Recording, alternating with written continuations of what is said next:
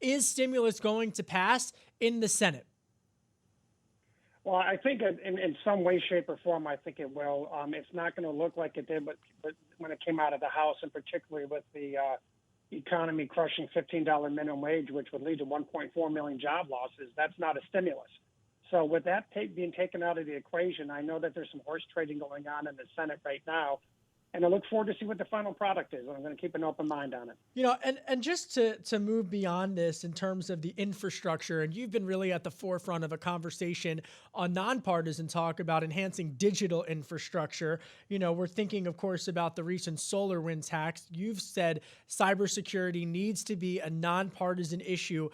As we look beyond the stimulus talks and into the summer and, dare I say, the fall even, is infrastructure something that is there room for infrastructure spending even after the stimulus advances?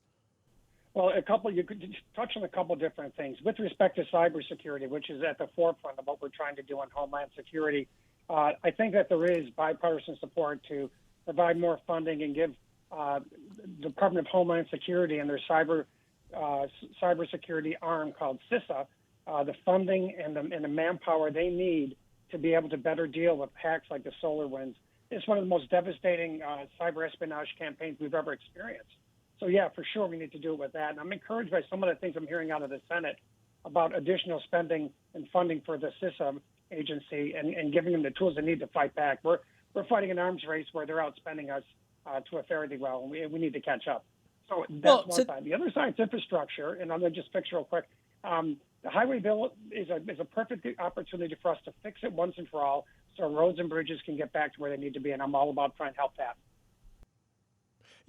And to your point, I mean, we go from cybersecurity and solar winds with the Russians, but, you can't not talk about China here either. I mean, you released a statement just the other week in response to President Biden's executive orders in relation to studying domestic supply chain to protect America from their reliance upon China, for example, on a host of different critical infrastructure supply chains. But you've said you'd like to see DHS, the Department of Homeland Security, at the forefront of this conversation. Why is that important, Congressman?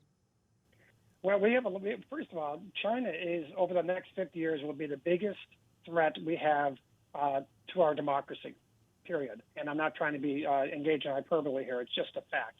And there's several things that we're doing with respect to Homeland Security, trying to keep our homeland safe. Cybersecurity is preeminent, but that's not the only thing.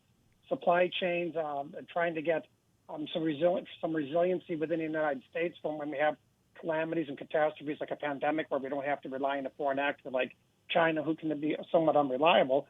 But we also have these things called work withholding release orders, where we're products coming into our country. We got to make sure they're not made with slave labor. They're not made in an unfair manner.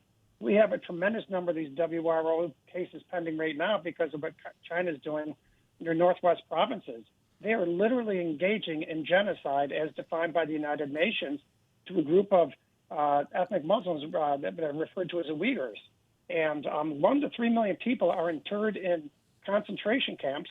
There are forced sterilization, there's forced abortions, and they're producing products that are being sent into the United States.